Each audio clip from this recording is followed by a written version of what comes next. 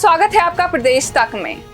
मध्य प्रदेश में विधानसभा चुनाव जैसे जैसे नजदीक आ रहे हैं वैसे वैसे दल बदल की राजनीति अपने चरम पर है। बीते 24 घंटे में बीजेपी और कांग्रेस दोनों ही पार्टी से नेताओं ने अपना नाता तोड़ा है और नए दल का दामन थामा है।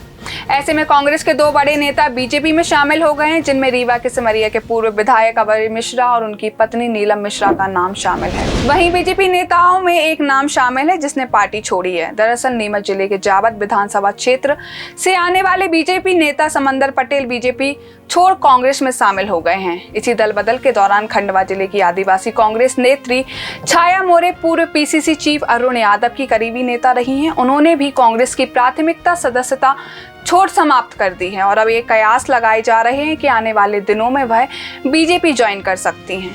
लेकिन हाल फिलहाल वह कांग्रेस पार्टी छोड़ चुकी है। बिंदे वो जगह है जहां बीजेपी लगातार मुश्किलों का सामना कर रही है।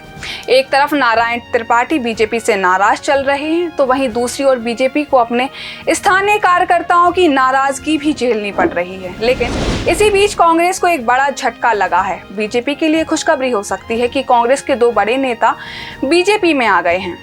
जी हाँ, हम बात कर रहे हैं अभय मिश्रा और उनकी पत्नी नीलम मिश्रा की, जो लंबे समय से बीजेपी के लिए काम कर रहे हैं। साल 2008 में अभय मिश्रा सिमरिया से विधायकी का चुनाव जीते। फिर इसके बाद साल 2013 में उनकी पत्नी नीलम भी सिमरिया विधानसभा सीट से चुनाव जीतकर विधायिका बनी। लेकिन साल 2008 के विधानसभा चुनाव में बीजेपी ने दोनों पति पत्नियों को टिकट नहीं दिया।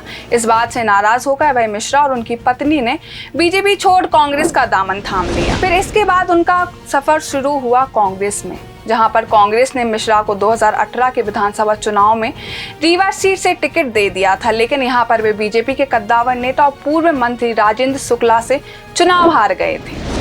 हालांकि अभय मिश्रा का कहना है कि कांग्रेस ने इस बार उनका टिकट फाइनल तो कर दिया था, लेकिन उनका कहना है कि कांग्रेस टिकट दे रही थी लेकिन मुझे पार्टी के अंदर घुटन महसूस हो रही थी, क्योंकि बाहर लड़ने से पहले कांग्रेस में पहले अंदर लड़ना पड़ता है। बहरहाल चुनावी साल के दौरान पार्टियों के नेता इधर उधर हो रहे हैं। ये नेता वही हैं जो पार्टी से जुड़ते समय पार्टी की तारीफों की लड़ी लगा देते हैं और सियासी फायदा ना मिलने पर उन्हें उसी पार्टी में घुटन महसूस होने लगती है। फिलहाल इसी खबर में बस इतना ही। देश दुनिया की तमाम छोटी बड़ी खबरों के लिए जुड़े रहिए प्रदेश तक के साथ।